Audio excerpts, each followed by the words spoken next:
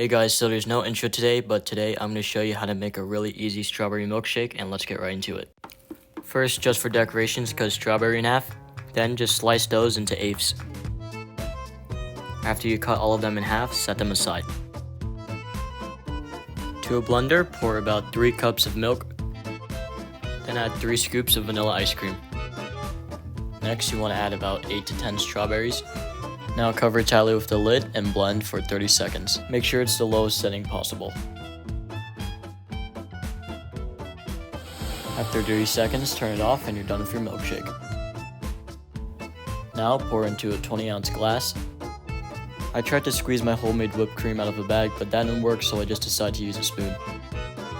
Top it off with those chopped strawberries from earlier, and then just add some sprinkles. And there's a ridiculously simple strawberry milkshake. Alright guys, so I'm back with this enormous milkshake.